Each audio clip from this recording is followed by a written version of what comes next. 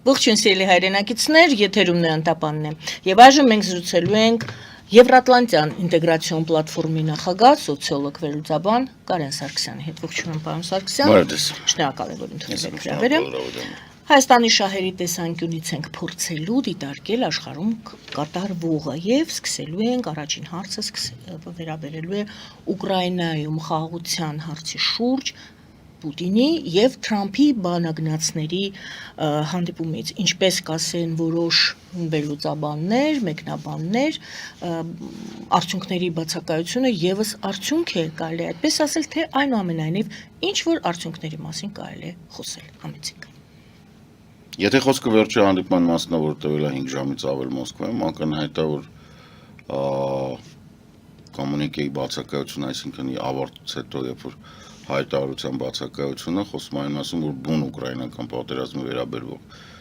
կամ Ռուսաստան-Ուկրաինա հարաբերություններին վերաբերվող որից է ընդհանուր որոշման, ընդհանուր եզրակացության չեն եկել, բայց տևել է 5 ժամ։ Բացի դրանից ոնց որ ասում են վիճոկն ու զաճոկը, այսինքն Ուիտկոֆը եւ Տոմփեսա Կուշները պետք է գնային Զելենսկուն տեսնեին Բրյուսելում, բայց չեն գնացել։ Գնացել են միանգամից Վաշինգտոն։ Սա նշանակում է, որ խոսակցությունը, որը տեղի է ունեցել այդ 5 ժամանոցը, ավելի շուտ վերաբերվել է ԱՄՆ-Ռուսաստան հարաբերություններին։ Եվ սա բավականին հետաքրքիր ճակերտներում հետաքրքիր իրավիճակ է։ Այստեղ կարելի է խոսել նաև նրա մասին, որ Ամերիկայի Միացյալ Նահանգները հրապարակել են իրենց նոր անվտանգության ռազմավարությունը 2025 թվականի երեք գալիք տարիների համար, Տրամփի ստորագրությունով է, հետևաբար այդ ամեն նախագահան իր համար է անում։ Այսինքն, քանի այս անախորժությունը նստած է Սպիտակ տանը, մենք ստիպված ենք լինելու ստրատեգիա գնանք, այնտեղ օրինակ անվտանգության մեջ նշված է, որ մեծ հաշվով Տրամփը հրաժարվում է Եվրոպային օժանդակելուց, համարում է, որ Եվրոպան ինքը պետք է վերցնի իր վրա իր պաշտպանության հիմնական հոգսը տանի, այսինքն Ամերիկայի Միացյալ Նահանգները հետ են կանգնում իրենց պարտավորություններից։ Սա իհարկե ահռելի հարված է ԱՄՆ-ի բան, իրան թվում է, Տրամփին թվում է, թե ինքը բան է անում, Make America Great Again է անում, այսինքն ինքը Ամերիկային ոնց որ թե ավելի մեծ տեղ է տալիս, բայց իրականում ինքը ես գիտեք, սուր լեզուն եմ, բան չունեմ։ Ես երեք նայում եմ բաներին, վերլուծաբաններին, ովքեր խոսում են այս թեմայով, ասենք ամենափափուկ ձևակերպումը Տրամփին վերաբերվող Chip ու Shield-ը։ Այդ բան էլի, այն որ Փափուկ։ Չէ, Պարաշայի կողքը ապրող ոչ մի բան։ Հա, Պարաշանել ասենք որ զուգահեռ։ Հա, այդ բանում, այսինքն բոլորի մոտ, հա, ծանր վիրավորանք է դա։ Եվ Տրամփը կամ հասկանում է կամ չի հասկանում, չգիտեմ, ինքը ինձ մոտ խիստ տպավորություն է ստեղծում, քանի որ քնում է այն իր հիմար բանի նախարարի կողքը, պատերազմի նախարարի կողքը, հարցազրույցի բրիֆինգի ժամանակ քնում է Բայդենին էր ասում։ Խիստ կասկածում որ ինքը հասկանում է արդեն ինչ է կատարվում, ինձ թվում է չի հասկանում։ Այդ ռազմավարության իմաստը որն է, որին դա ամեն նախագահ հրապարակում է եւ մոտ տարիներին, այսինքն այդ նախագահի կառավարելիք տարիներին դա ինչպես է գործելու, ինչպես են գործելու Ամերիկայի Միացյալ Նահանգները բոլոր իրան վերաբերվող ոլորտներում եւ բոլոր իրան վերաբերվող ճակատներում, ասենց ասած, թե ինչ կարելի է ակնկալել, որտեղից են վտանգները, ինչպես են այդ վտանգները կուպաժ լինելու, ինչպես պետք է Ամերիկայի Միացյալ Նահանգները զարգանա այս կամ այն ուղղությամբ, ինչ որ sense մի բան։ Ամբողջությամբ 33 էջ ամբողջությամբ չեմ կարծացել մեծ հաշվով ոնց որ թե բանը 25-ով ընդունված է, հրապարակված է երևի 2 օր առաջ, նոր աչքի սնգել բան չասցի, տենց ինչ-որ եւ աչքի սնգա, որտեվ մարդիկ ովքեր կարդացել են գրել են, որ ասենք ինքը հրաժարվել է ամեն ինչից։ Հրաժարվել է ՆԱՏՕ-ի հետ։ ՆԱՏՕ-ի հետ, Ուկրաինայի հետ, այսինքն ինքը դե երևի մարդը հաճույք է ստանում, որ կարա Կարիբյան ծովում, ասենք ինչ-որ նավակ տրակացնի, հետո այդ նավակից 2 հոգի լողալով փախտեն շնաձկներից մի կերպ, դրանց էլ կործանիչով ոչնչացնի, այդ ինչ-որ տենց երևի բան է, փսիխոզ է մարդու մոտ։ Նո նորմալ է, նորմալ չի իհարկե, բայց ինչ անես այդ։ Ինչ ուզում եք արեք։ Եթե մեզ մոտ հարցը առաջանում է բանին, ինչպիսին էր բանակցությունները, ապա մենք պետք է ֆիքսենք, որ մեզ մոտ բանակցությունների հետ կապված տեղեկությունները սահմանափակվում են հայտարարություններով այդ բանակցություններից հետո։ Նախորդ անգամ վիճակը, որ եկել էր, ինքը հետո Եվրամիության հետ խոսեց։ Այսինքն ինքը գնաց եւ Եվրամիությանը ասեց ինչ է եղել։ Տրամպը զանգեց Զելենսկուն ասեց ինչ է եղել։ Հիմա այդպիսի բան չկա։ Ռուսաստանի պահանջով Եվրոպան դուրս է բերվել Տրամպի թեթև ձեռքով իհարկե այդ վիճակ-զաճոկի դուրս է բերվել բանակցային գործընթացից, քանի որ Տրամպը հակաեվրոպական է, ինքը տենց համարում է, որ ինքը Եվրոպոիդ չի, երևի մոնգոլոիդ է, չգիտեմ ինչ է մտածում։ Իրան թվում է, թե ինքը կպայմանավորվի Պուտինի հետ Ուկրաինայի եւ Եվրոպայի հաշվին եւ կկարողանա այդ հարցը լուծել հնարավորինս արագ եւ անցնել են նրան, ինչը իրան թվում է, որ իր մոտ լավ է ստացվում։ Դա այդ դիլն է, այսպես ասած, որ ինքը շուտ կսկսի առևտուր անել, շուտ փող գեներացնել։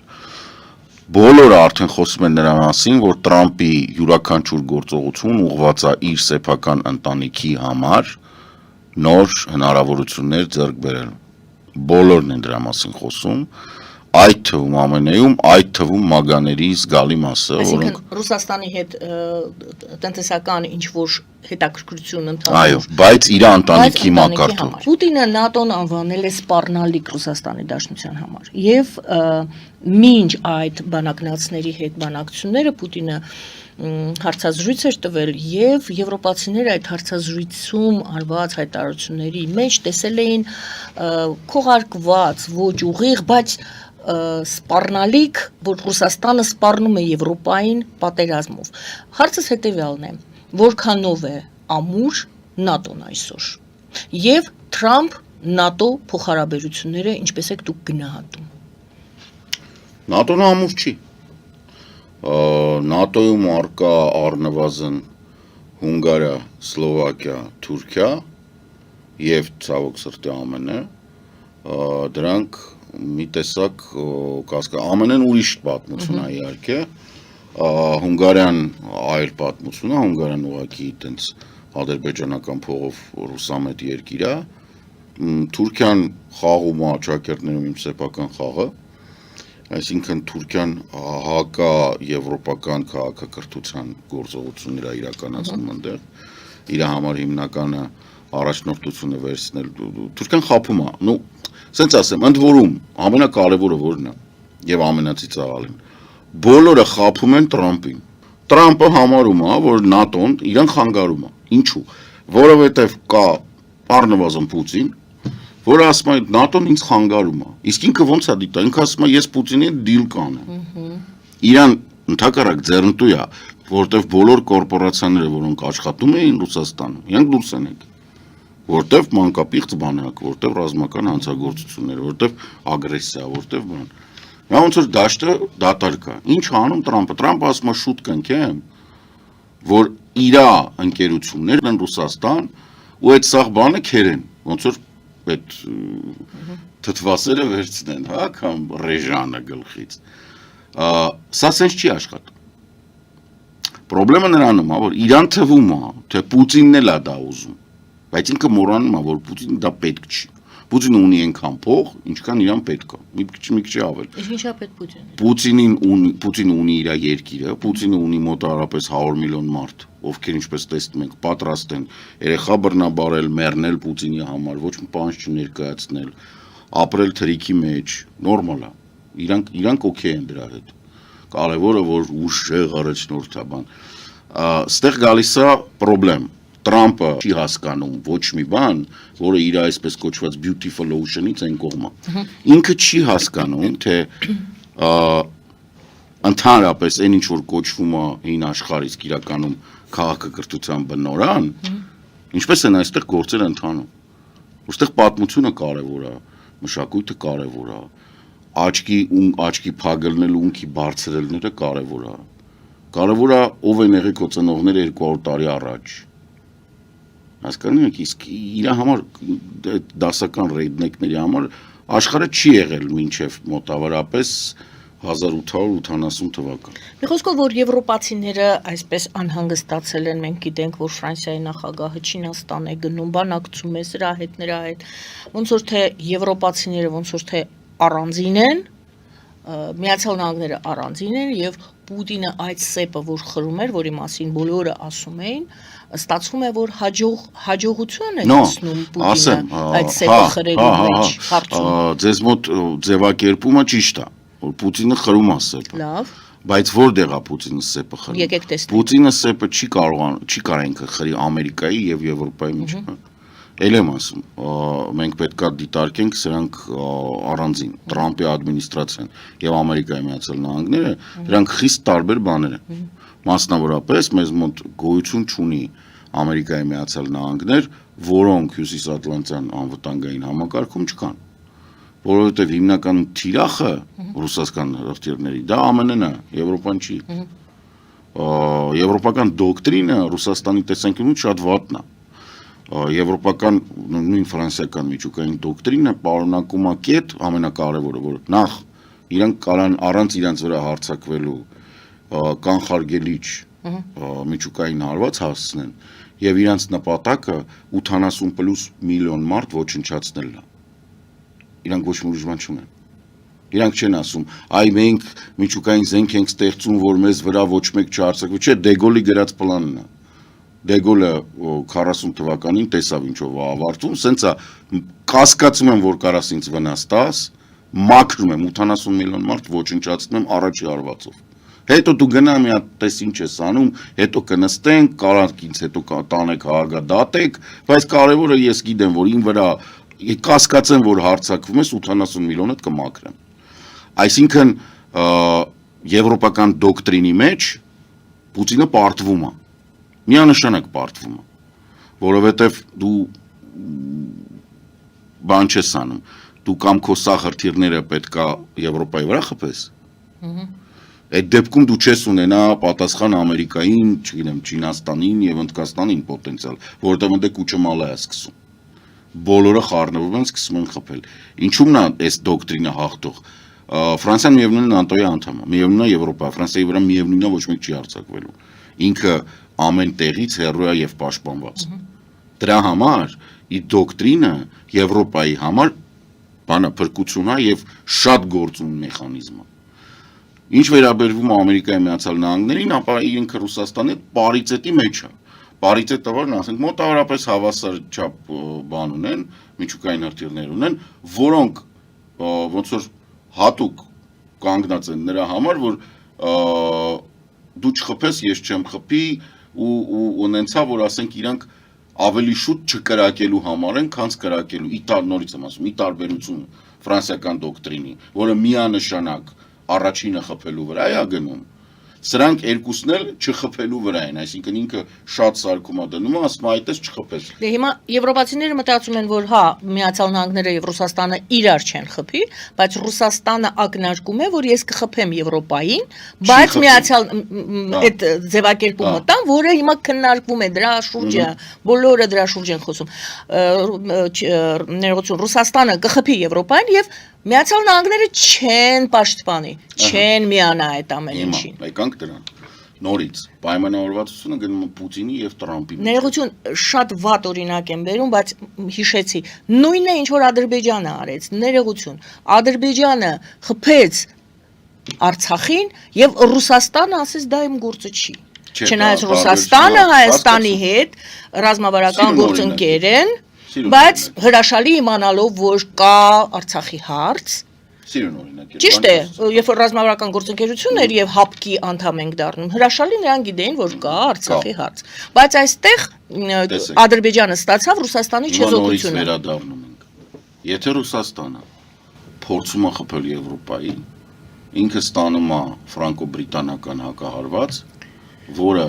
արևմտյան Ռուսաստանում, այսինքն այն ինչ որ ստեղին մոտիկա Ուկրաինային, Բելարուսին մոտիկա, առնվազն 80 միլիոն մարդ ոչնչացնում է։ Իր համար էլ իմաստ չունի մնացած գործողությունը։ Հենց այդ է սրա ուժը, այս դոկտրինի ուժը։ Նրանում է, որ դու էլ ոչ մի բան չունես։ Եթե օրինակ նույն ամերիկյան հրթիռների 60%-ը կենտրոնացած են հրթիռային շախտաների վրա,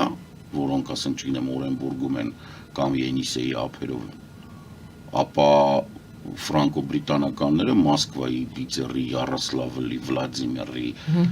Վալդայի, Սոչի, Կրասնոդարի, Ռոստովի տեղ են ուղղված։ Այսինքն այս դոկտրինը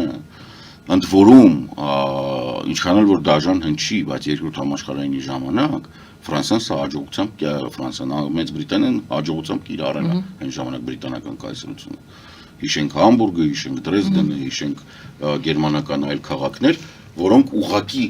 զրոյացվում, ոչնչացվում էին։ Ասենք 6 ժամ հրդեհ էր քաղաքում։ Այնց որ կարպինջները հալվում էին, ասենք 1200-1300 աստիճան Ցելսիուսով ջերմաստիճան էին ապահովում քաղաքի մակարդակով։ Հոդս ցնդում էր ամեն ինչ։ Այսինքն իրենք այդ փորձ ունեն, իրենք գիտեն դա ինչ է, եւ իրենք միատել են, ուզում եք միատեցուց տանք այդ որը։ Սրանում է հարցը, որ իհարկե Պուտինը կարա մտածի, որ ինքը ուժեղ տղա է, բայց իրականում ինքը բունկերային առնետ է, վախկոտ։ Որովհետեւ ինքը լավ ասենք դու խփեցի, ուր ես խփելու։ Բայց կարող է եւ չխփել, խոսքը գնում էր սպառնալիքի եւ ասելու, եթե դուք ուզում եք պատերազմ, ես պատրաստ եմ։ Չէ՞, այդ մակարդակով է եղել խոսակցությունը։ Որ իրեն նախ Դեգոլը ստեղծել է դոկտրին, իսկ Մակրոնը դեռևս 6-7 ամիս առաջ Պուտինին պատասխանեց։ Ասեց, բացահայտեց, ասեց, մեր դոկտրինն հենց է, որ մեզ սպառնալիքն է հերիք, որ մենք խփենք։ Բարի, շարունակենք դիտարկել ինչ կատարվեց այս ընթացքում։ Ֆրանսիայի նախագահը նշեցինք Չինաստանում էր, իսկ Պուտինը Հնդկաստան էր գնացել։ Այդ էլ է շատ հետաքրքիր։ Ուրեմն Չինաստանի հետ հարաբերությունները, Ֆրանսիայի Չինաստանի հետ հարաբերությունները դրանք հիմնված են այն փաստի վրա, որ չինական բանում աշխարհընկալման մեջ Եվրոպայի գլխավոր երկիրը Ֆրանսիան է։ Որտեղ ինքը ունի միջուկային զենք, որտեղ ինքը ամենամեծ բանակը ունի, որտեղ ինքը ամենամեծ ազդեցություն ունի, որովհետև Ֆրանսիան Չինաստանի հետ միասին ՄԱԿ-ում նստած է անվտանգության խորհրդի մշտական անդամ եւ Ֆրանսիան առաջնորդ է։ Եվրամիության հետ հարաբերություններում իհարկե Կայա Կալասը կամ ասենք չգիտեմ Ուրսուլա ֆոն դեր Լայնը իրանց տեղը ունեն, որ կարող է գնան բանի հետ հանդիպեն, բայց սին հանդիպումը բացառապես Մակրոնի հետ։ Եվ այդ բաները հարաբերությունները տենց են։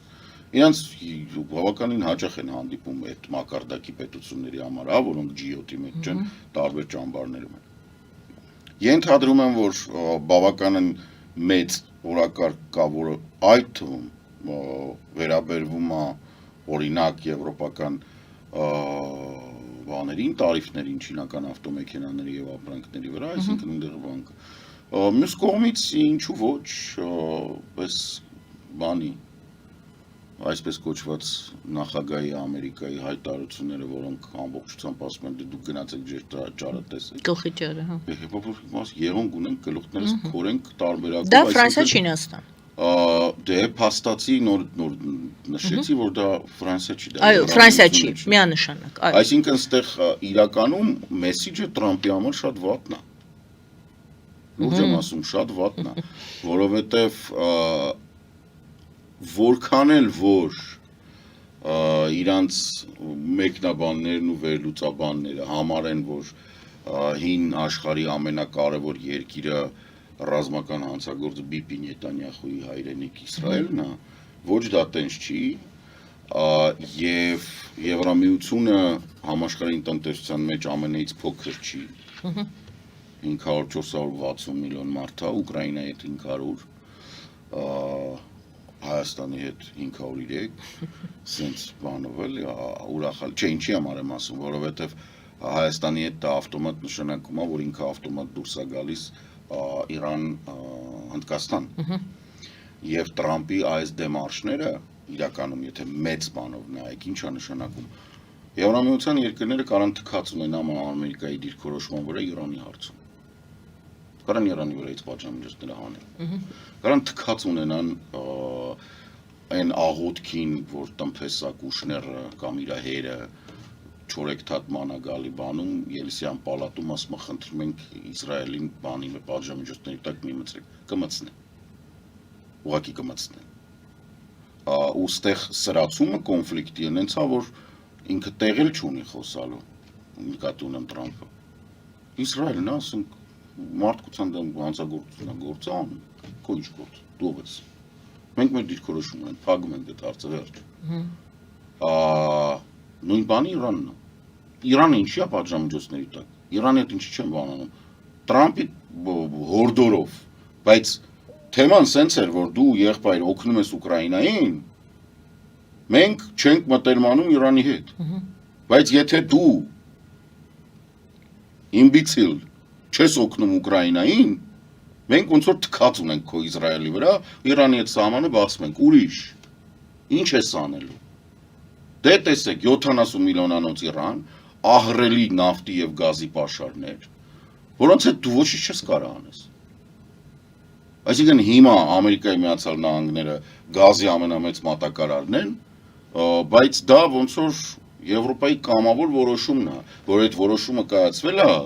որպեսզի Սպիտակ տանը պատահաբար հայտնված անձնավորությունը եւ իր շուրջ հայտնված ավելի պատահական անձնավորություններ Ուկրաինայի սպորտից, այսինքն աջակցությունից դուրս չգան այդ տրեկից։ Եթե դուրս են գալի, եղբայր Կաթարն է գազ ունի, մեծ հաշվով Իրանն էլ ունի, դու դարար այս պատմությունը։ Լավ այդ դեպքում Ռուսաստանի գործոնը Իրան Ռուսաստանը վաճառել է Իրանին ըստ ռուսական ռուս փորձագետների, ովքեր ապրում են արևմուտքում եւ կամ ասենք բանում, իրանք մեծ հաշվով լավ ճանաչում են, որ չգիտեմ, Աբաս Գալամը, որ աշխատել է Կրեմլում։ Ըստ այդ մարդկանց վերլուծությունների, ովքեր որ նաեւ հələ ներսում մարդիկ ունեն։ Ասում են, որ այդ հանդիպումը 5 ժամանոց հանդիպումից հետո այդ այսպես կոչված այդ շրջանցիկ թերթիկներում, որոնք որ հետո ադմինիստրացիան բացատրում, որ հրամաններ է տալիս ամեն մի բան, ասում է եղել է երկու կարևոր ուղղություն, եղել է Լատինական Ամերիկան, այսինքն խոսքը Վենեսուելայի մասն է, եւ Մերձավոր Արևելք, այսինքն ստեղ Գազանա եւ Իրան։ Մեծ հավանականությամբ ըստ այդ վերլուծական որոնք բան են անում, ասում է Պուտինը վաճառել է այս ամեն ինչի դեմ, ինչպես միշտ, իր դաշնակիցներին, այսինքն ինքը վաճառել է ավտոբուսի շոֆեր Մադուրոին եւ Իրանի ռեժիմին։ Ինքը կարող է Իրանի ռեժիմի մասին ինքը բաներ գիտի, միանշանակ գիտի, օրինակ չգիտեմ, նույն միջուկային ծրագրի մասին եւ այլն, ասենք բաներ է մատակարարել S-300-ներ, S-400-ներ, ընդ որում Իրանի վերին ղեկավարությունը ասում է, որ այս 400-ները S-300-ները ու Տրիումֆը արի ու մի տես չեն կրակել, երբ որ պետք է կրակել, ստեղ մենք բոլորս կեղտոտ ժպտում ենք եւ ասում ենք, որ հա դե մենք ձեզ զգուշացնում ենք, բայց դե լավ ոչինչ, այսինքն դավաճանությամբ հոտ է գալու, որտեղ Ռուսան դե դավաճանություն, սրիկային։ Մեծ հավանականությամբ այս երկուսին վաճառել է։ Այս ամեն ինչի դիմաց, այսինքն այս ամեն ինչի դիմաց այդ որ ՆԱՏՕ-ն չի ընդլայնվում, ինչ է ինքան, ինքը պայման է դնում, որ Ուկրաինան պետքա 28 կետի մեջ, Ուկրաինան ՆԱՏՕ չմտնի։ Եվրոպան եւ Ուկրաինան ասում են գնա գրողի ծոցը, դու չես որոշում ստե, մենք ենք որոշում։ Ու եվրոպական երկրները ասում են ՆԱՏՕ-ն կորոշի, Ուկրաինան կմտնի թե չի մտնի։ Ինչ անում այդ սրիկան, որը նստած է Սպիտակ տանը, ինքը գլխից ասում է ՆԱՏՕ-ն պետք է չընդլայնվի։ Ընդհանրապես ոչ միտեղ։ Բայց այդտեղ կարևորը որն է, սրիկայությունը որտեղ է։ Այնտեղ կան բալկանյան երկրներ, որոնք ուզում են մտնել, եւ որոնք պետք է մտնեն, որ Եվրոպայի անվտանգությունը ապահովի։ Պետք է մտնեն։ Այնտեղ բացեր կան, էլի։ Նույն փախստականները, որոնք գալիս են այդպես մտնում են, հա։ Բացի Ուկրաինայից, այնտեղ կա, ասենք, Մոլդովա։ Այնտեղ կա Վրաստան։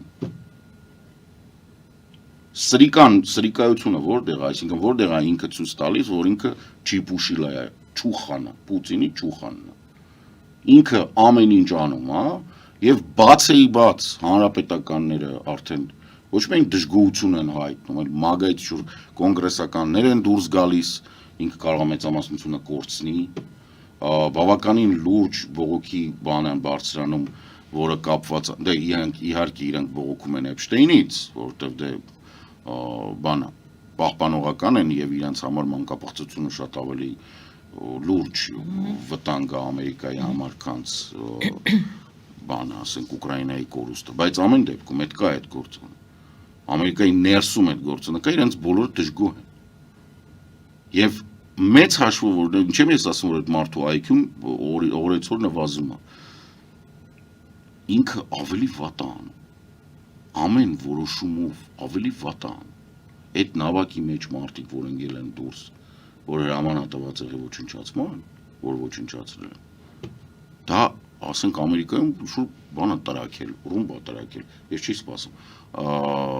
բայց այտենց է այդ հասարակությունը ասում եմ եղբայր արդեն ոչ մի վնաս ոչ ձեռները բան կար տմրադիրքով զենք կար լողում էին ինչի՞ սխփվե հա տրամաբանական է կոնգրեսը հավաքվել է բան արել այսինքն Տրամպի իմպիչմենտը նախ պետք է ասեմ ուրիշ մի բան հա ինքը ուզում է ստանալ Նոբելյան մրցանակ ինձ մոտ սա արդեն իմ վերլուծությունն է ինքը ուզում է ոչ թե ինքը գիտի որ Էփշտեյնի ֆայլերի մեջ կա որ ինքը մանկապիղծ է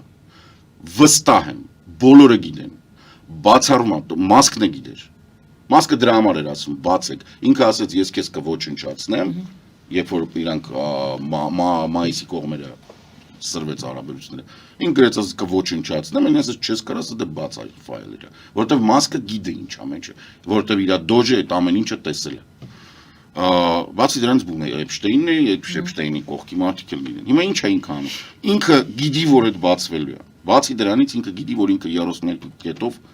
ճանաչվել է հանցագործ այսինքն Նյու Յորքի դատարան իրեն ճանաչել է հանցագործ հիշեցնեմ ինքը հիմա ատամի չոտկով համապատասխան տեղը չի լվանում որովհետև ինքը նախագահ է ընտրվել թե չէ ինքը պետք է նստած լիներ արդեն 32 կետով ինքը ճանաչվել է մեղավոր դատարանով վերջակել Հիմա Նոբելյան մրցանակ է Նոբելյան մրցանակը իրան պետք է որ ինքը պատմության մեջ ու նույնիսկ ոչ թե իր համար այլ իր այդ վաստակների զավակների այդ բարոն բան այդ լակոտների իրանք քանի որ ինքը ամեն ինչ դնում է իրանց տակ կուշներ մուշներ այդ փողերը քերում է, գողանում է, բերում է, կաշառքավերցնում, ասենք չգիտեմ, Սաուդներից 2 միլիարդ կաշառքավերցրել Կուշների հիմնադրամը, տարօրինակաբար, որից հետո Սաուդները ստացել են իրավունք F-35-ի,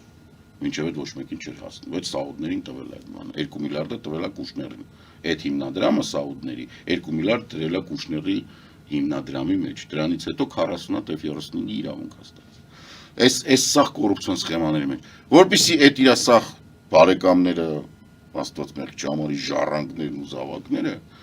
չգնան որպես մանկապիղծ հանցագործի զավակներ։ Ինքը իր համար, ինքը տենց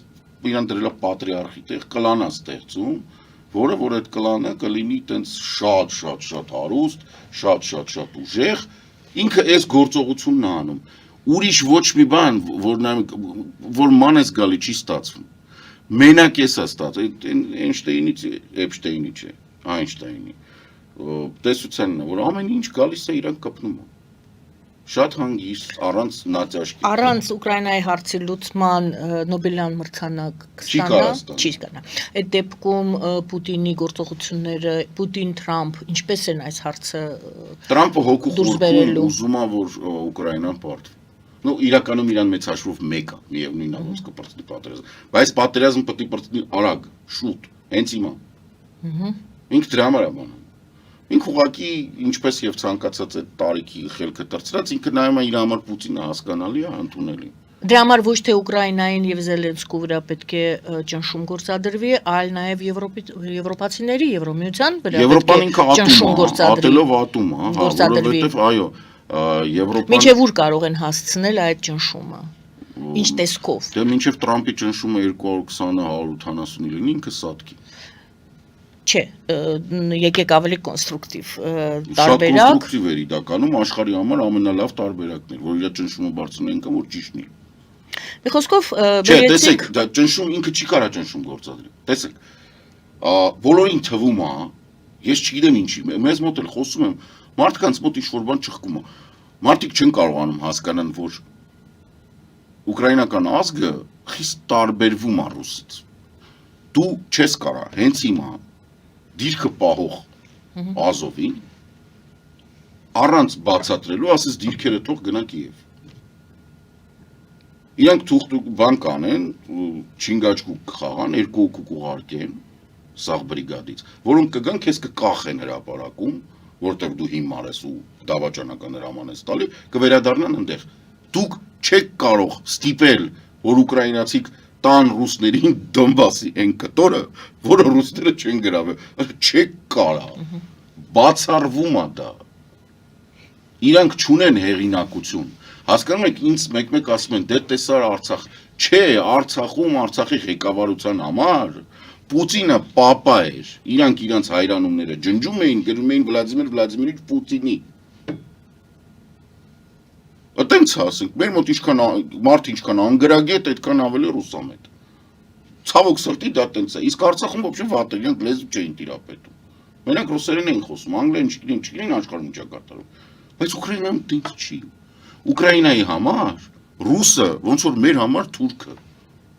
Չեն կարողանում մարդիկ ասել, ապա նույն ազգն են։ Ոչ, նույն ազգը չեն։ Ռուսները բան են, ֆինո-ուգորական են։ Թուրքական, ֆինո-ուգորական ազգ են։ Ուկրաինացիք չէ։ Ուկրաինացիք սլավոն են։ Ու դուք մեջտեղից տարակվեք դա տենց է։ Իրանք տարբեր ազգեր են։ Հանգուցալուծումը այս ամենի դեռ դուք չեք տեսնում։ Հանգուցալուծումը դե պիտի դիմանանք Մինչև դուք ասացիք դա վերա։ Գովազդե եթերում, սիրելի հայրենակիցներ, մնացեք մեզ հետ, շարունակելու ենք զրույցը պարոն Սարգսյանի հետ։ Ֆելիչե ժամանակակից ատամնաբուժական կլինիկա։ Այստեղ հարմարավետությունն ու խնամքն առաջնային են։ Այստեղ կիրառվում են ատամնաբուժական ամենաժամանակակից տեխնոլոգիաներ, ճշգրիտ ախտորոշում, արդյունավետ բուժում, նուրբ փորձառություն եւ անհատական մոտեցում։ Սկսած սովորական մանրուքներից մինչև առաջադեմ ընթացակարգեր, այստեղ դուք գտնվում եք բարձր որակավորում ունեցող եւ փորձառու ատամնաբուժական մասնագետների ձեռքերում։ Մեր բարեկամական եւ հյուրընկալ անձնակազմն այստեղ է յուրաքանչյուր այցը հաճելի դարձնելու համար։ Ֆելիչե, ձեր առողջ եւ ամենաերջանիկ շպիտը սկսվում է այստեղից։ Եկեք եւ բացահայտեք նորարարության փորձագիտության եւ կարեկցանքի կատարյալ համադրությունը։ Վաճառվում է գերմանական հնաոճ դաշնամուր 1892 թվականի արտադրության ֆոն Մուրբախ, գտնվում է գերազանց վիճակում, կինը 15000 ԱՄՆ դոլար։ Հեռախոսահամար 094 115 310։ Երևան շիփինգ, սենսացիա ստեղ, հա։ Այո, ճիշտ եք եկել։ Սանդրոցներ Երևան ուղարկելը $2.99 օթանավով։ Այո, Իսկ եթե դոլար ուղարկես, դոլար ստանան։ այո, Իսկ որ տանեն տուն հասցնեն, էլի մի տոկոս, հա։ 2%։ Ասա ծրի է, էլի։ Ժողովուրդ սենսացիա, ծրի է։ Նորթ Հոլիվուդ Գլենդել։ Ջաքփաթ հագուստի խանութը երկրորդ մասնաճյուղն է բացել Գլենդելի սրտում, որտեղ կարող եք ձեռք բերել եվրոպական եւ ամերիկյան ընտիր հագուստեղեն, կոշկեղեն, աքսեսուարներ, պայուսակներ ամենահարմար արժեքներով։ Նաև կարող եք ցանկացած ապրանք պատվիրել եւ ձեռք բերել կարճ ժամանակում։ Ջաքփաթի Գլենդելի հասցեն է 1135 North Pacific Avenue, հեռախոս 818 813 2252։ Ջաքփաթ հագուստի լավագույն կենտրոնը Գլենդելում։ 60-ից ավելի ճանաչված եվրոպական բրենդների ինքնատիպ, չկրկնվող եւ մատչելի ընտրանին Fortuna Home and Country House խանութ սրահում։ Նորավոճ սպասք եւ կահույք հորեկա բնագավառի համար, տեքստիլ, տնտեսական ապրանքներ, ամեն ինչ գեղեցիկ կյանքի համար։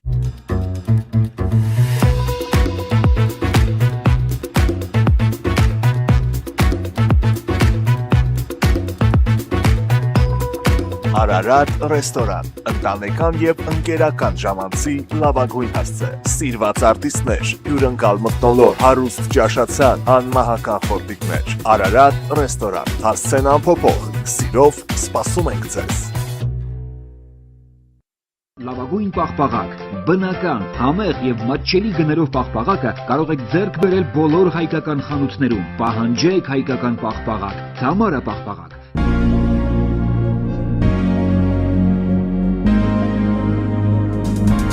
Տպագրեք ձեր գիրքը Նոյան տապան տպագրատանը, ինչպես նաև թերթեր, ամսագրեր, բուկլետներ եւ այլն։ Հասցեն քաղաք Երևան, Իսահակյան 28 առաջին հարկ։ Սիրելի հայրենակիցներ, հիշեցնեմ, որ մենք զրուցում ենք պարոն Կարեն Սարգսյանի հետ, սոցիոլոգ վերլուծաբան, Եվրատլանտյան ինտեգրացիոն պլատֆորմի նախագահ։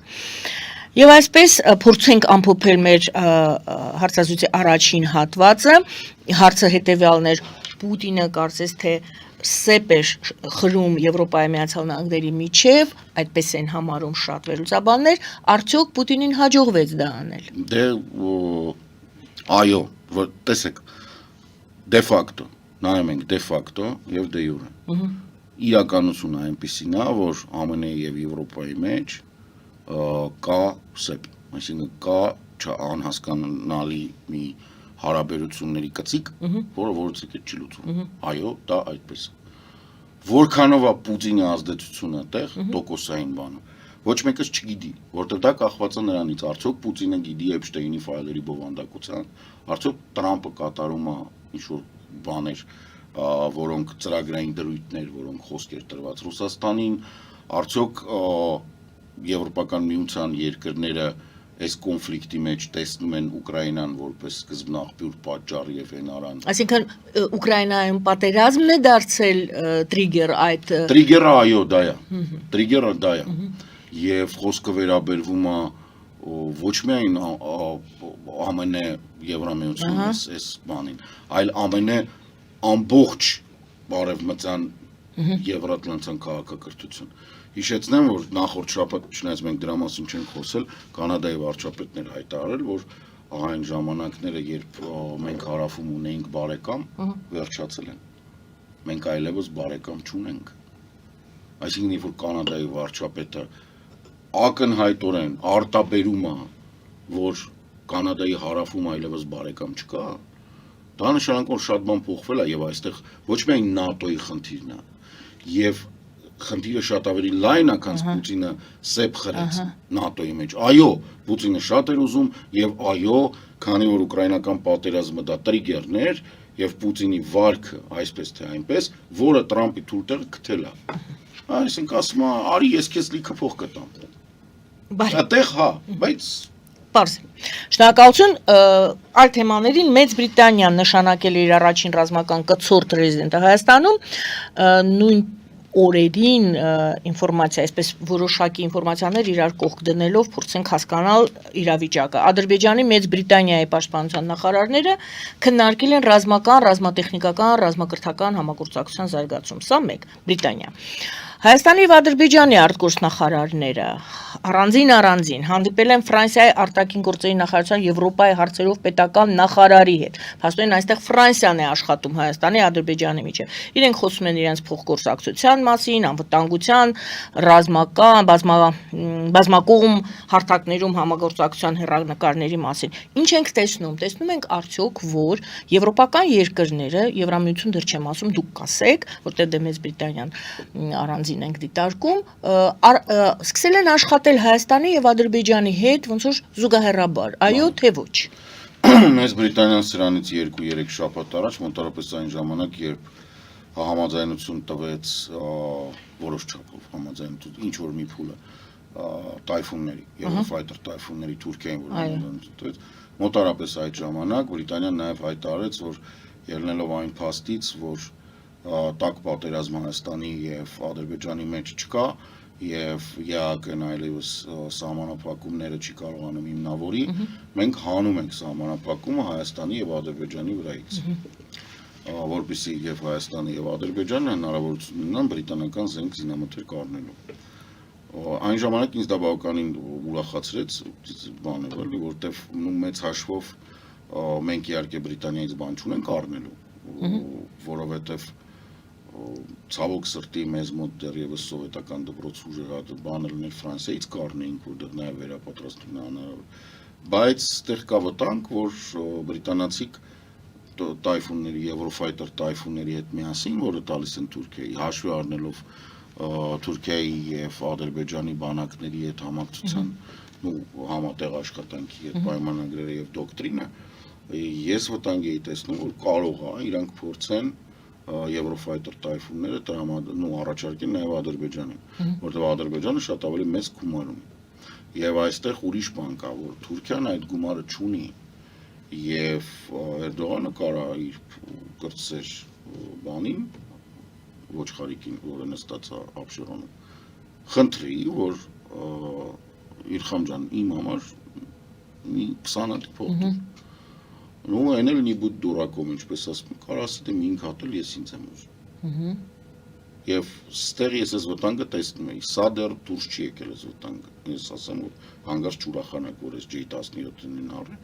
JF-17-ները պակիստանական, որոնք մեծ հաշվով Su-30-ից էլ աղբ են, բան չի, հարցի լուծում չի։ Իրանք էլ են դա գիտակցում, որ դա հարցի լուծում չի, բայց իրանք ուզում են դրանց թիվը հասնեն 40-ի, ճիշտ են անում։ Այսինքն իրականում բազմաեշելոն պետք է լինի, մենք էլ տենց պետք է անենք, եթե մի օրերից մի օր մեր կառավարությունը, ասենք պաշտպանության ոլորտով զբաղվեն մարդիկ, ովքեր հասկանում են գործից ոչ թե պատահաբար եկին։ Դու մի մեծ քանակի ունենում ես բան, ռասխոդնիկ, այսինքն կործանիչներ, որոնք գնան թանկ չեն, կարևորը որ իրանք թանկ չեն, իրանք կիրառումը թանկ չէ։ Եվ հիմնական կոպիտ ասած երկրորդ էշելոնը, քո հիմնական պաշտպանությունը բարձր որակի կործանիչն է։ Այսինքն եվրոպական։ Մեր դեպքում դա կարող լինի, ասեմ չգիտեմ, Գրիֆեն ու Ռաֆալ։ Հիմա Ադրբեջանի դեպքում դա կարող լինի JF-17-ը եւ Eurofighter Typhoon։ Կամ F-16-ների մնացորդները Թուրքիայից որ մնան։ Այսինքն ամեն դեպքում մենք պետք է հասկանանք երկու բան։ Ադրբեջանը չի դադարում զինվել։ Ադրբեջանը պատրաստվում է պատերազմի։ Ճիշտ է, ես հիմա ոնց որ նայում եմ Ադրբեջանը պատրաստվում է նախորդ պատերազմի փառքաստու, որտեղ մի քիչ մեծամտ ցանկացած հաղթողի մոտ տենց է, ինքը մեծամտաբար այդ հարցին մոտենում, ինքը տենց այն ինչ որ ինքը հիմա անում, ինքը ապագա պատերազմի համար չի։ Մենք հենց ժամանակ ու շանս ունենք։ Լավ չհասկացա, ինչ է նշանակում։ Ինքը պատրաստվում է ուկրաինական պատերազմի 22 թվին։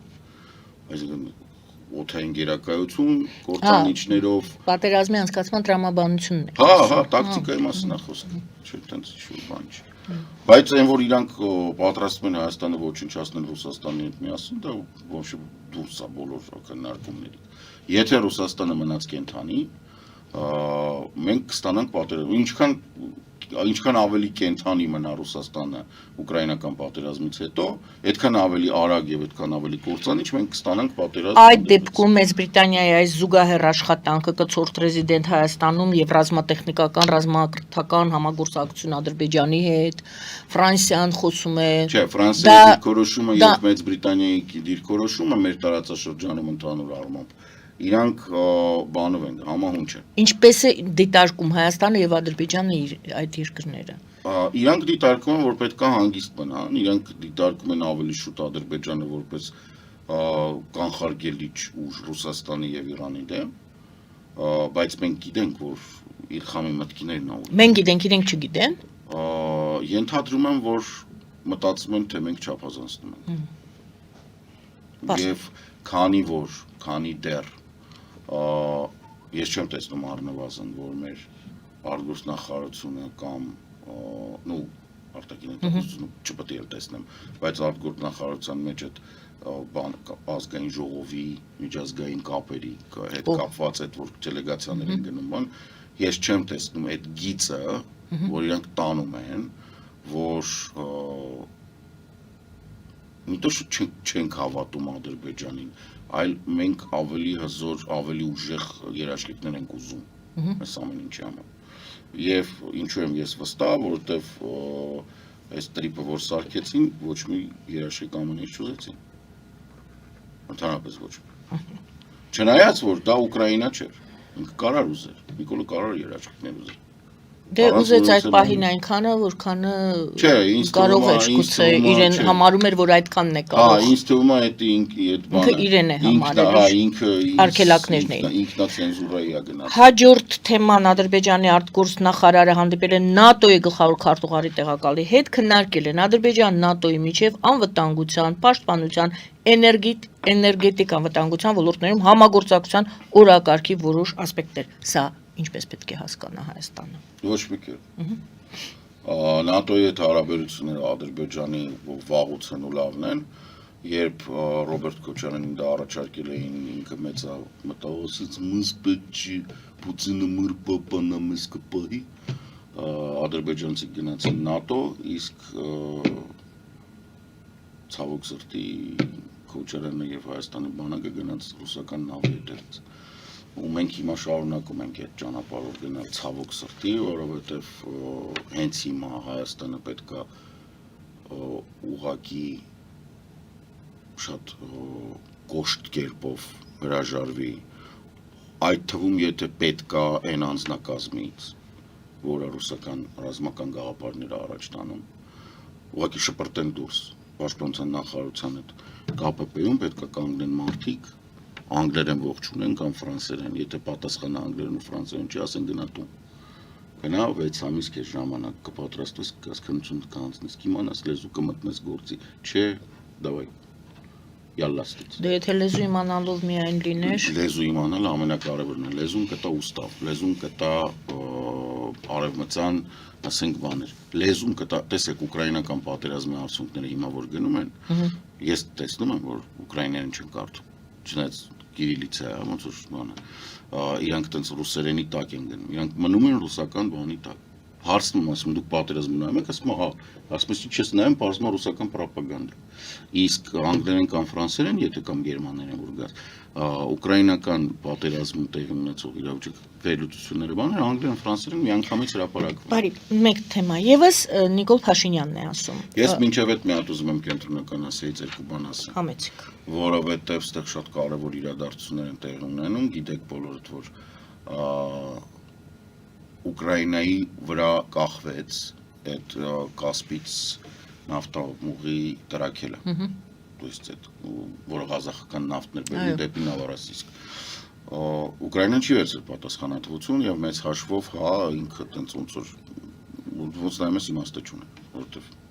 Բայց դեպքում ով է խփել, ինչ է, ոնց ինչպես է դա մի քանի անգամ Ռուսաստանը այդ բանը կետը կանգնացրել է Ղազախստանին պատժելու համար։ Բացի դրանից բավականին հետաքրքիր իրավիճակ է տեղի ունենում, որը կապված է Ուզբեկստանի եւ Ղազախստանի գազային մատակարարումը դեպի Չինաստան, որը վաղուց պայմանագիր է, բայց ելնելով նրանից, որ թե Ուզբեկստանի եւ թե Ղազախստանի էլեկտրոէներգիայի սպառումը ավելացել է, իրանք իրանց գազով չեն կարողանում դա փակել։ Իրանք կարճ, երկու բառով, իրանք կախվածության մեջ են հայտնվել Գազպրոմից։ Եվ կենտրոնական Ասիա, ինչի համար եմ սա ասում, կենտրոնական Ասիայի երկրներ, այսինքն Ղազախստանը, Ղրղստանը, այդքան չէ, որտեղ դե առանձնապես բան չէ, Ղազախստան, Ուզբեկստան, Թուրքմենստան, իրանք հայտնվել են խորը կախվածության մեջ Ռուսաստանից հենց հիմա։ Գազպրոմը ինչ անում։ Իրանք անում են Ադրբեջանի պես։ Ադրբեջանը իր հանած գազը, յանի վաճառում է Եվրոպա, այս որ իր սպառումը պետք է ապահովի Գազպրոմից է վերցնում։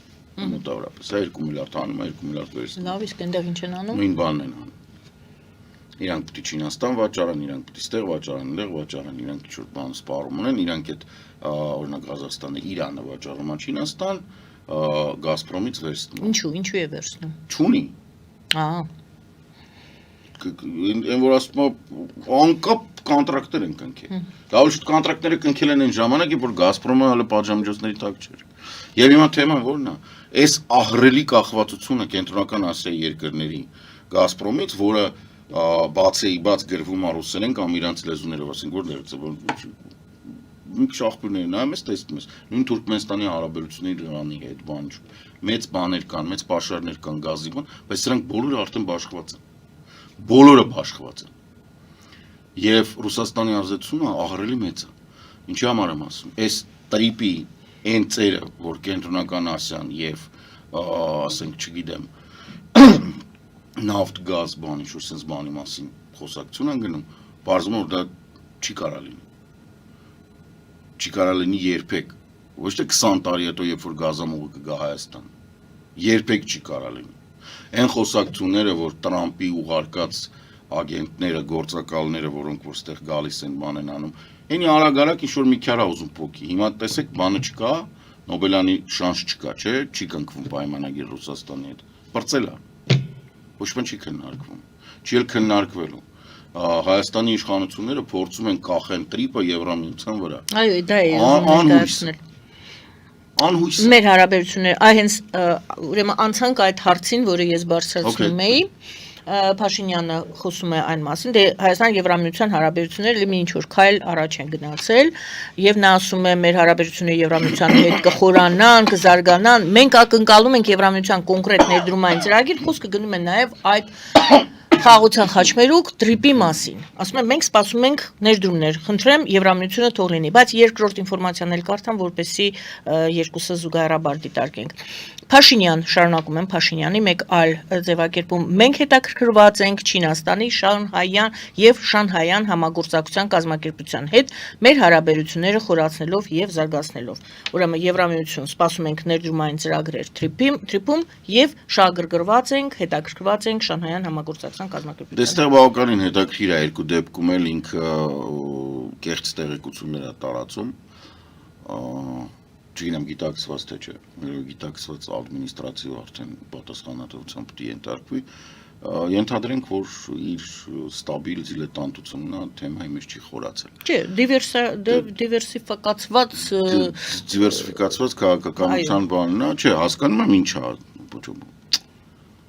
ոչ թե գաղափարն է կեղծ, այլ բովանդակությունը, որը նոր կարդացիք է իր բարերի մեջ վերումն են, տեսեք։ Եվրամիությունը չի պատրաստվում, երբեք չի պատրաստվել ու երբևիցե չի խոսք տվել, որ ներդրում կանի, որպեսզի Սելջուկ բոլշևիկյան հրեշ իր գլխին ստեղծի։ Դա անիմաստորեն սպիտակ տանը լրված անձնավորության եւ ռազմական հանցագործ Բիբի Նետանյախուի պլանն է, կողքից գցած Ռուսաստան։ Այսինքն որևէ կերպ ոչ մի եվրոպական երկիր իր deep state-ի մակարդակով, նու կարող է ինչ-որ քաղաքական գործիչներ ասեն սա լավ է, բայց deep state-ի մակարդակով ցանկացած եվրոպական երկրի, չեմ ասում Սլովակիա, որ գնաք ասեք բարձր գծի ծաղան, ասեն էլ ստեղ չգաս տղա ջան, վիզատ կճղեն, կասեն ես անձնագիր տեք երգնաց տեղից, դու գործ չունես Եվրոպայում, դու գնաց տեղից, որովհետև անհնար է պատկերացնել դա։ Խոսքը Սյունիքի ներդրումները, որը սկսվել է շատ ավելի շուտ, քան այս տրիպերով հիվանդացավ հայ կառավարությունը, խոսքը Եվրամիություն Հնդկաստան ճանապարհի մասին, որին խանգարում է այդ տրիպերը պետք է բուժվի, այսինքն պետք է բուժվի տրիպերից։ Մենք բոլորս տեսնում ենք ամենօրյա ռեժիմով, կամ կան մարդիկ, ովքեր չեն ուզում տեսնել, կան մարդիկ, ովքեր տեսնում են, հասկանում են, բայց չեն ուզում բարձրաձայնեն, մենք ստիպված ենք ասել։ Տրամպը չարիք է, Տրամպի ադմինիստրացիան ամբողջ աշխարհի համար չարիք է։ Այսինքն այս տրիպեր մղձավանջը ինքը պետք է փակվի Տրամպի կադենցիայի ավարտից մի օր առաջ, ոնց որ 44 օրյա պատերազմը վերջացավ այն պահին, որ տեսան, որ Տրամպը պարտվել է։ Այտենց նու սմիսլը ադրբեջանցիք տեսան, մենք այստեղ շատերը չէին հասկանում պատճառը, որն է այդ բանի արձակման։ Նույն կերպ պետք է լինի այն պահին, որ 27 թվականին հանրապետականների պրայմերիզում ինչ-որ մի հատ թեկնածու գա, որ հասկանենք, որ այս մարդուն են աջակցելու, այս տրիպեր, մրիպեր, բան, սաղ պետք է փակվի, ճղվի, շպրտվի հետ, զոպրծավ, այդ գնաց տեղից։ Հիմա կլինեն ներդրումներ բանի ոլորտում, հրաշալի է։ Որտեղ։ Արհեստական բանականության, Ամերիկայի այն երկու կետերը։ Այն երկու կետերը, էներգետիկա կլինի, ես հələ չեմ տեսնում։ Ես չեմ տեսնում ոչ մի ներդրում, որը ոչ թե մասնավոր, որը Nvidia-ն է, այլ պետականորեն աջակցված, ասենք մենք չենք տեսնում, որ Լուտնիկը, որը մի պակաս հիմարն է դա չի, որը էկոնոմիկայի նախարարը, թե ինչը հանդեղ, կազմակերպի հանդիպում, Հայաստանից գնան մարդիկ եւ ամերիկյան համապատասխան բաներ, կորպորացիաների ներկայացուցիչներ, բարձր հովանու ներքո, այդ կար ծաղրացուի բարձր հովանու ներքո, նստեն խոսան, ասեն, Հայաստանը ձեր համար բաց է, չեմ տեսնում դա։ Ու մերոնք չեն ձգտում, որ դա լինի, որովհետեւ տարբեր բաներ կան։ Հիմա հարցը նրանում է, որ եվրոպական ներդրումային ծրագիրը վերաբերվում է, լավ կարճ ասեմ, Հայաստան, Հնդկաստան ճանապարհին, որը Իրանով անցնում, Իրանի Իսլամական Հանրապետություն։ Եվրոպական միությունը տրիպերի մեջ ոչ մի ներդրում չի անելու։ Նույնիսկ եթե իրանք ձև են տալի, որ իրանք կենտրոնական Ասիայի հետ լավ են, հասկացեք, կենտրոնական Ասիայից ոչ մի վագոն ապրանք չի կարող գալ այս մեզ մոտ շրջանցելով Ռուսաստանը կամ Իրանը։ Կասպից ծով այդ այնքան թանկ է, այնքան անիմաստ է, որ ուղղակի չի լինելու։ Ուրեմն ինքը կամ պետք է գա Ռուսաստանով կամ Իրանով, հազար ներողություն, այդ ինքը եկավ Ռուսաստանով, Իրանով, ինչի է գալիս տեղ։ Որն է իմաստը։ Նախիջևանը եւ Բաքուն իրար Նախիջևանը կպած է Իրանին երկաթ գծով։ Չինաստանը, Ղրղստանը, Ղազախստանը եւ Թուրքմենստանը կպած են Իրանին երկաթ գծով։ Իրանը իր հերթին կպած է Թուրքիային, Նախիջևանին եւ Ադրբեջանին, մեզ կպած չի։ Երկաթ գիծը կա, այդ ամենայժան բանն է։ Ճանապարհները կան, կա բեռնատարները կարան գնան։ Որտեղ եք դուք ստեղ տեսնում այդ կցորդը։ Որտեղ եք տեսնում, որ կենտրոնական Ասիան, նորից եմ ասում, կենտրոնական Ասիան եւ Հայաստանի Հանրապետությունը, հայերը եւ կենտրոնական Ասիայի էթնիկ խմբերը, հայկական մշակույթը եւ կենտրոնական Ասիայի մշակույթները կամ հավատամքները, դրանք տարբեր են։ Մենք ուրիշ ենք։ Մենք իրար չենք բռնում, մենք իրար հետ կոնֆլիկտ ունենք։ Հասկանում եք, դուք երբևիցե ուխտի մեզով չեք լվացվի, իրանց մոտ դա ավանդույթ է։ Հասկանում եք։ Փոքր եղբոր կնոջ հետ մեծ եղբայրները հերթով չեն պարկի քնի, իսկ իրանց մոտ դա ավանդույթ է։ Սենց բաներ պիտի բացատրենք, որ հասկանան։ Պարոն Սարգսյան, ասում եք Եվրամիությունը, եվրոպական երկրները ներդրումային ծրագիր տրիպի մեջ չեն անելու։ Իհարկե չեն անելու։ Միացյալ Նահանգները անելու են։ Ոչ։ Թրամփը անելու է։ Ոչ։ Ինչին է պետք Թրամփի Ամերիկայի բյուջեն այս ամբողջ պատմությունը։ Ինչի համար որ կտրեն տանեն։ Ում։ Ինչը։ Դա Իսրայելի պահանջն է եղել։ Ադրբեջանին հզորացնել։ Ուրիշ ոչ մի բան։ Ուրիշ ոչ մի բան։ Հերրական նպատակը Հայաստանի, ասենք, ոչ միայն արևելան ճակատ ստեղծեն, այլ նաև Նախիջևան ստեղծեն, որը կապած է։ Իրանք հիմա չեն կարողանում շատ զուրկ տանեն վերահսկվում։ Իրանց նպատակը դա է։ Խոսքը ես որ ասում եմ արձակուրդ չեմ ասում հիմա է, ես որ ասում եմ պատերազմ չեմ ասում վաղը։ Բայց ինքը լինելու է։ Դուք պետք է հասկանաք, որ հիմա կառավարությունը իր նախընտրական վարկանիշները ապահովելու համար,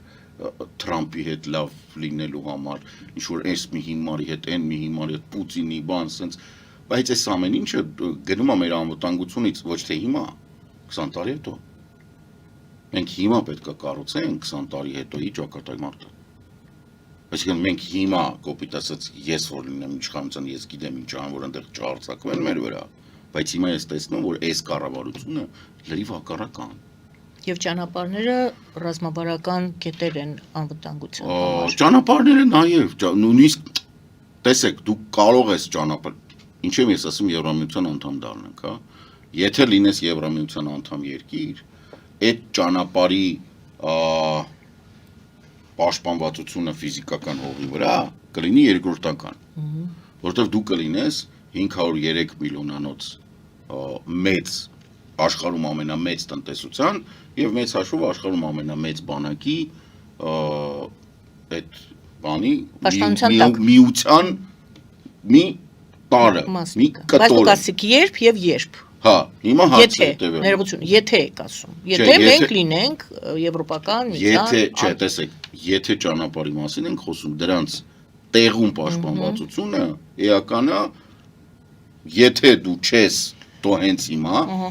եթե դու ես, то այդքան էական չի։ Լավ։ Այսինքն, եթե մենք լինենք Եվրամիության անդամ, հենց հիմա, եւ Նիկոլասի բացում եմ, կասեմ լավ, օքեյ, ուղղակի տենց որտեղ այնտեղ կա Frontex, այնտեղ կա հազար ու մի բան, այնտեղ կան ստանդարտներ, այնտեղ կան արբանյակային նավատորմեր, այնտեղ կա զորք, զինամթերք, այնտեղ կա, ասենք, չգիտեմ, Բրուսել, որը կարա SWIFT-ից անջատի Ադրբեջանը, այսինքն եթե դու հարձակվես, որտեղ SWIFT-ը եվրոպական է։ Բայց դու ոչ մի բան ես, դու ոչ մեկ ես։ Քո հույսը ոչ մի բանն է։ Հիմա ինչ եմ ես ասում այդ Շանհայի մասին խնդալու է։ Շանհայ դու չես մտնելու։ Դու կարաս հետաքրքրված լինես, չէ՞ ես ասում սուտ է խոսում դա։ Խասաթա սարքի, անիմաստ սուտ է խոսում։ Հաշվարկը գյուղական բնակչությանը խապելն է։ Գյուղական, որտեվ գյուղը չգիտի Շանհային համագործակցության այդ բանը ոնց է այնտեղ կարգման, հզորա լավ է Չինաստանի հետ լավ է, եւ գերագույնը Չինաստանի հետ էլ լավ, Եվրոպայի հետ էլ լավ, հետո խոսում ես գլուխ բռնում ես, ասես լցել է սրանց գլուխը լցե, ստերի հերը անիծել է։ Ուրեմն Շանհայի անդամ մենք չենք դառնա, որտեվ այնտեղ կա Պակիստան, որը բլոկ անում, վերջակետ, չի լինելու դա, մոռացեք, չի լինելու։ Դու չես կարող Չինաստանի հետ դուրս գաս ուղիղ հարաբերությունների մեջ, որտեվ Չինաստանը կապող քո միակ ճանապարհը ԵԱՏՄ-ով է։ Չես կարող։ Եթե կա ԵԱՏՄ, դու չես կարող Չինաստանի հետ ունենաս ուղիղ կապ։ Վերջակետ, մոռացեք դրա մասին։ ԵԱՏՄ-ն քեզ չի թողի, որտեղ ինքը նույն ապրանքը ամուրը անցնում է Վլադիվոստոկում Ռաստամոշկայի անում։ Ինքը քեզ իր Վայլդբերիսով այդ զիբիլը տենց կծախի։ Խիա թողում որ դու բերես Չինաստանից։ Կամ ինչ-որ կազախ։ Նույն բանը կանի, կամ ղրղыз։ Ի՞նչն է խնդրեմը։ Իրանք Չինաստանից սահման ունեն, դու չունես։ Ինչքան կարելի է Նիկոլին բացատրել, ընկեր մի գնա այն տնտեսական բաները, որոնց հետ դու ընդհանուր սահման չունես։ Մի գնա թե մի ասամ։ Չեմ Գնալը եւ ասելը նույնն է։ Հա, դե իմ ամեն դեպքում շատ խնդալու է։ Մենք Եվրոպայի հետ ընդհանուր տնտեսական սահման ունենք, դա Թուրքիան է։ Բայց ինքը Եվրոպայից ամեն կերպ հրաժարվում է։ Գնում է ստեղծում այն ինչ-որ իր համար բաներ, լեգենդներ, վարդագույն պոնիներ են վազվզում, այտենց իրավոտ, որ ԵԱՏՄ-ն, Շանհայը, հա լավա բանը չի վերցնում են ասիական բանը, ինչ է դա Հարավ-արևելյան Ասիայի հետ, որ Ավստրալիան, Նոր Զելանդիան, Ֆիլիպինները անդամ են։ Դու գնան դե Վիետնամ էին գնաց։ Վիետնամի հետ էլ փխափխա անեն։ Խիելի։ Ես մենակ դրա վրա եմ զարմանում։ 13 տարեկան ինչ-որ պրեշիկոտ երիտասարդի տպավորություն է թողում այս կառավարությունը։ Որ ինքը չգիտի կարատե է ուզում պարապի, թե կլարնետ։ Այն աղջիկն է դուրը գալի, թե ասենք շոկոլադը։ Մամային է սիրում, թե մառոժնին։ Այ մոտավորապես այսպես նայում ես, ինչ-որ այդ այս տարիքում մի հատ բան, Նիկոլին որ պատկերացնեք այդ հարցերը տալու, չոտքի ինքն է։ 4-րդ հանրապետություն, ինչ 4-րդ հանրապետություն, տղա ջան, ինչի մասն է քո 4-րդ հանրապետություն։ Նոր սահմանադրություն, նոր հանրապետություն։ Վայ մորս։ Երևի այդպես պետք է կարգախոս լինի, չկար դեռ։ Շատ խնդալու է։ Ես ասում եմ, դուք ցավոք սրտի մարդիկ շատ սրտին մոտիկ են ընդունում ու շատ են նեղվում էլի նրա բանը դրա համար բայց իրականում ինքը շատ ծիծաղալու վիճակ է Լավ ավարտում ենք այսպիսով մեր հարցազրույցը ոնց ասեք դե թե ինչ-որ լավ լուր գիտեք ասեք թաքուն ինձանից որի դա լիքը լավ լուր կա բայց որի մացել եք ինձանից թաքուն չէ դա չեմ բան արել ես չեմ հավաքում լավ լուրեր գաղափարապես Լավ լուրը դա իրականում ֆոնի վրա է, այո, որ ասենք ես լավ լուր է, ինքը էս ֆոնի վրա, բայց ֆոնը այն որ ասում է բազան այնքան վատն է, որ ինչ ասես կարա լավ։ Լավ լուրը նա է, որ մենք ունենք ժամանակ այս ամեն ինչը գիտակցելու եւ ինչ որ քայլեր կարելի է այդպես ասել։ Նաեւ լավ լուրը այնա որ Եվրոպացիների հետ ոնց որ թե իսկապես հարաբերությունները գնում են առաջ։ Դե դա վաղուց է։ Այդ ոնց որ զատիկից հետո ներկայացնում եմ ախոր։ Չէ, զատիկից հետո չէ, գնում է առաջ, չի կանգնած, չի հետ նահանջում։ Չի կանգնի, տեսեք, այդ չի լճանում։ Մի անգամ ասել եմ, մի հատ էլ պատրաստ եմ դա միշտ ասել։ Անկախ նրանից թե այսօրվա կառավարությունը որքանով է ուզում կասեցնի այդ գործընթացը կամ իր կողք կանգնած այդ սուպեր դախլչիները եւ ինչքան փող են ուզում բռնել ուրիշ տեղից, այդ գործընթացը գնում է եւ չի դադարելու։ Քանի որ Հայաստանը ինքը էլի ասում է եվրոպական քաղաքակրթության մասը դա ինչ որ շատ վեհ է հնչում մարդիկ չեն հասկանում Եվրոպան Հայաստանից չի գնացել Եվրոպան Հայաստանում փորձել են ճնշեն հիմա շատ պարզ եմ ասում ինչի դուք չադրայով չեք ման գալիս տեսեք որքանով են ճնշել մի հատ շատ հետաքրքիր օրինակ բերեմ ժամանակ ունենք կարամ ասեմ երբևիցե չեք մտածել չէ որ հաց ու աղ տալը դա թուրքական բան թուրքական ավանդույթ է Ռուսներն ունեն խլեբ սոլ այո որովհետև ռուսները թուրքական բանի տակ թաթարական բանի տակ են թուրքական ոչ թե թուրքական այո ինչու աղը իրանցն է հելենիստական ավանդույթով որը Իտալիայում մինչև հիմա պահպանված է, ինձ թվում է Հունաստանում որ մանգակ բան կանեն, դա հացը եւ գինին է։ Իսկ թուրքական բաների մեջ, ժողովուրդների մեջ այդ բանը կա, որ նստել ես սեղանին աղա եղել ինքը էլ հետը չի տշնամանա, քեզ երբեք չի սպանի, այդ իրանց ավանդույթն է։ Քոչվորների մոտ մեծ հաշվով, դա ռուսները դրա տակ են, աղնասրբություն եղել, միշտ, չի եղել ուղղակի, որտեղ իրանք քոչում են, աղը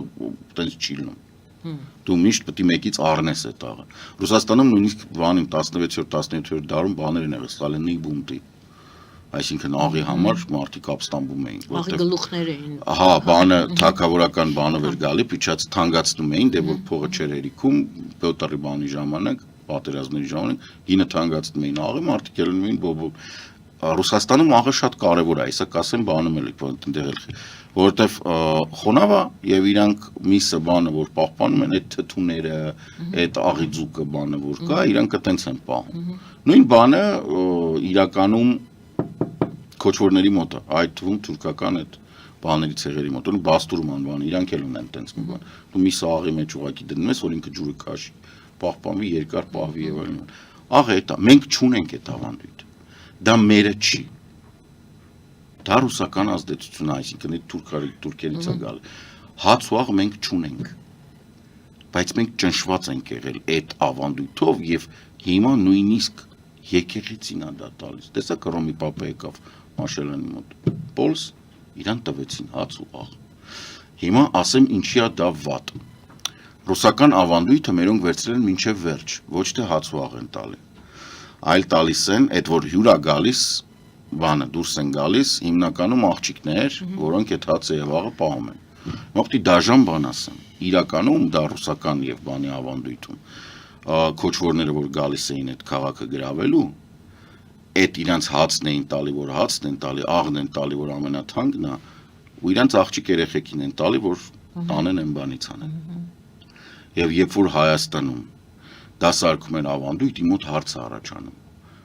Լավ եք հասկանում, որովհետև այն մարդիկ ում համար դուք դա անում եք, իրանք դա լավ են հասկանում։ Դուք իրոք այդ երեխեքին Բան շատ խորացակ։ Չէ, Չեմ կարծում, որ այդքան խորը գիտեն։ Չէ, դուք ասում եք պետքա կտրվի, պետքա արժեքային համակարգը գա, պետքա գնալ դեպի Եվրոպա, դրանից է պետք սկսել։ Դու պետք է չլինես անենց ոնց որ դու չես։ Հիմա ոնց կլինի որ ստեղ տափողակով հոկեյի շորերով գամ, խնդալու չի, բայց ես հոկեյիստ չեմ, չէ։ Չի կարելի, չէ, ասենք դու հոկեյիստ չես, դու քեզ այտենց պահում։ Խնդան վրա։ Հիմա ասում եմ, բանը, բա տեղից է պետք սկսել։ Բա կրթությունը տեղից է գալիս։ Կրթությունը նորաձև է։ Այնտեղից է պետք սկսել։ Մի հատ դու պիտի գնաս կրթվես տղա ջան։ Գյուղական ինտելիգենցիայի ցիլոյով երիտասարդ։ Որտեվ հեծանիվ քշել սովորեցիր, Եվրոպացի դառնալը չսովորեցիր։ Դա էլ հաջորդիվ։ Չունի այդքան ժամանակ։ Պարոն Կարեն Սարգսյանն էր մեր զրուցակիցը Եվրատլանտյան ինտեգրացիոն պլատֆորմի նախագահը։ Ես եմ։ Եվ ձեր ավանդական, թե չէ։ Չվախեք, չէ, 100%։ Շնորհակալություն սիրելի հայրենակիցներ, սոցիոլոգ վերլուծաբան Կարեն Սարգսյանի հետ ենք զրուցում, զրուցում Արմեն Գարյանի Առաքելյանը։ Բարին ընձեզ։